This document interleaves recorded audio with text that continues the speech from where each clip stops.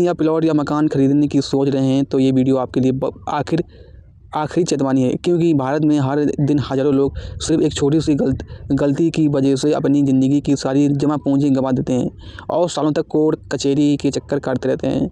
आपको सस्ती ज़मीन दिखाकर कैसे फंसाया जाता है, कौन सा प्लाट बाहर से सोने जैसा और अंदर से जहर होता है, कौन सा मकान खरीदते ही सरकार या बैंक कब्जा कर सकता है और किन कागज़ों की एक लाइन आपको सड़क पर ला सकती है। ये खरीदना ज़िंदगी का बहुत बड़ा फैसला होता है, क्योंकि आदमी अपनी पूरी जमा पूंजी या कर्ज लेकर ज़मीन लेता है, लेकिन अगर थोड़ी सी जानकारी नहीं हो तो वही ज़मीन आगे मुसीबत बन जाती है।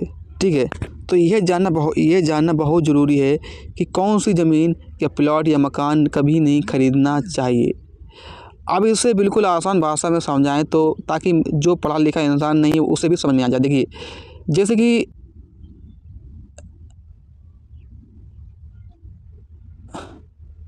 सबसे पहले ऐसी ज़मीन कभी नहीं खरीदनी चाहिए जिसका मालिकाना हक या साफ ना हो। अगर ज़मीन के कागज़ में नाम बराबर बदला गया है, ठीक है, या फिर खतौनी में कई लोगों के नाम जुड़े हैं और यह साफ ना हो कि असली मालिक कौन है, तो ऐसी ज़मीन से दूर रहना चाहिए। अगर बेचने वाला बोले कि अभी कागज़ पूरे नहीं हैं, बाद में ठीक हो जाएंगे, तो समझ लो खतरा आपके लिए हमेशा वही ज़मीन की असली मालिक कौन है, तो ऐसी ज़मीन से दूर रहना चाहिए। ठीक है, अगर बेचने वाला को बोले कि अभी कागज़ पूरे नहीं हैं, कोई बोल रहा है ज़मीन बेचने वाला और आप ख़रीद रहे हैं, तो वो आपसे कह रहा है कि अभी कागज़ पूरे नहीं हैं तो ठीक हो जाएं, तो समझ लो कि आपके लिए हमेशा के लिए खतरा हो गया, वहीं से आपके लिए खतरा बन गया। ठीक है, वहीं से आपका हमेशा वही ज़मीन वहीं से खरीदो जिसकी खतौनी में साफ एक या तय हिस्सेदार का नाम लिखा हो।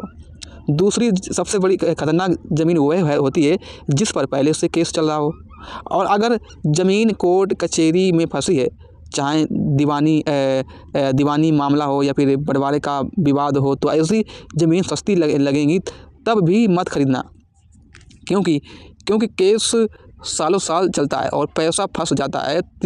तीसरी बात यह है कि ऐसी ज़मीन मत खरीदो जो सरकारी ज़मीन हो या फिर गांव में समाज की ज़मीन हो, जैसे चरगाह रास्ता, ठीक है, तालाब, नदी, नाला, स्कूल की ज़मीन, शमशान की ज़मीन। ऐसी ज़मीन अक्सर लोग कब्जा करके बेच देते हैं, लेकिन बाद में सरकार या गांव वाले कब्जा हटवा देते हैं और पैसा डूब जाता है।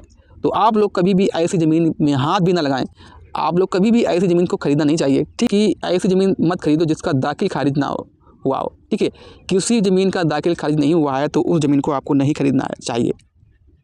अगर ज़मीन किसी ने खरीदी है लेकिन अभी तक खतौनी में नाम नहीं चढ़ा है, तो पहले उसके दाखिल खारिज करवाओ फिर खरीदो, क्योंकि बिना दाखिल खारिज की ज़मीन पूरी तरह से उसकी मानी नहीं जाती है। पांचवी बात यह है कि ऐसी ज़मीन से बचो जो पट्टे की ज़मीन हो, पट्टे की गई हो। ठीक है, पट्टे मतलब जैसे कि पट्टे की हो या फिर लीज की हो। पट्टे की ज़मीन सरकार की होती है, सिर्फ इसे इस्तेमाल का हक मिलता है, मालिकान नहीं मिलता है, और ऐसी ज़मीन आगे बेचना भी मुश्किल होता है। छठी ऐसी ज़मीन है मत खरीदो जो रास्ता रहित हो, जैसे मतलब कोई भी रास्ता वाली ज़मीन है तो उस ज़मीन को आपको नहीं खरीदना है, जिससे लोग निकलते हैं, सड़क पर निकलते हैं, लेकिन वो है जीटी रोड नहीं है, नरेगा है या फिर कोई दूसरी चीज़ है, तो ऐसी ज़मीन आपको नहीं खरीदना है।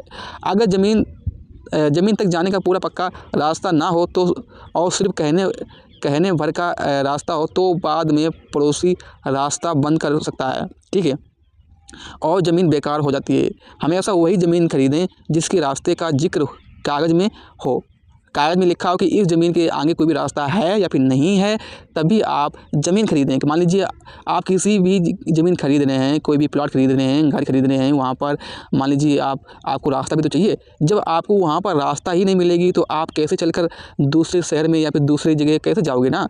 तो आप पहले उससे ये पूछ लें कि वह ज़मीन के आगे कोई रास्ता है। जैसे मान लीजिए आपके पास गाड़ी है, 2 व्हीलर गाड़ी है, 4 व्हीलर गाड़ी है, ट्रैक्टर है, तो आप लोग कैसे लाएंगे, अपने खेत पर कैसे लाएंगे ना, तो ये भी आपको समझ लेना है।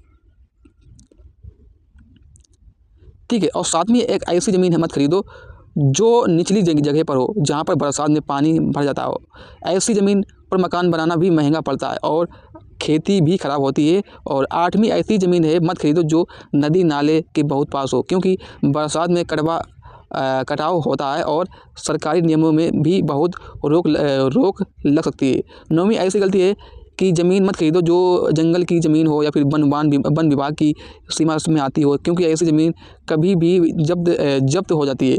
10वीं जो बिना नक्शा पास कराए हो, ठीक है, या फिर जैसे कि कॉलोनी में हो या फिर, ठीक है, और फिर कई लोग खेत कटवा कर प्लाट बना देते हैं, लेकिन लेआउट पास नहीं होता है। बाद में उन्हें बिजली बिल, सड़क सब में दिक्कत आती है। तो ऐसे में अगर रजिस्ट्री में भी अटक जाती है, ठीक है। तो ऐसे में आप लोग होशियार हो जाइए। अब मकान की बात करें, ठीक है, मकान की बात करें तो मकान ऐसा मकान जैसे कि कभी मत खरीदना जो बिना नक्शा का पास कराया हो, बनाया हो, ठीक है। जैसे कि अगर नगर निगम के या पंचायत से नक्शा पास नहीं हुआ है तो भविष्य में मकान तोड़ने की नोटिस आ सकती है। दूसरी गलती लोग ये कर देते हैं कि सिर्फ देखकर मकान जो भी है वो खरीद लेते हैं, लेकिन ज़मीन के कागज़ नहीं देखते हैं। मकान से ज़्यादा ज़रूरी उसकी ज़मीन के कागज़ होते हैं। तीसरी बात, अगर मकान किराएदार के कब्ज़े में है तो बहुत सोच समझ कर खरीदें, क्योंकि किराएदार निकालना बहुत मुश्किल होता है। चौथी बात यह है कि अगर आप मकान गिरवी पे रखा हुआ है या फिर बैंक का लोन चल रहा है तो ऐसे में पहले पूरा क्लियर कर लो, वरना आपको बैंक मकान जब्त कर सकता है। 5वीं गलती है कि अगर मकान या प्लॉट किसी बिल्डर से ले रहे हो तो उसकी पुरानी हिस्ट्री ज़रूर देखो, कहीं उसके पहले से लोगों को ठगा तो नहीं है। अब एक आसान उदाहरण के लिए मैं आपको समझा दूँ ताकि आपको समझ में आ जाए। जैसे मान लीजिए एक आदमी को आधे दाम में प्लॉट मिल रहा है, लेकिन बेचने वाला बोल रहा है कि अभी कागज़ पूरे नहीं हैं, बाद में हो जाएंगे।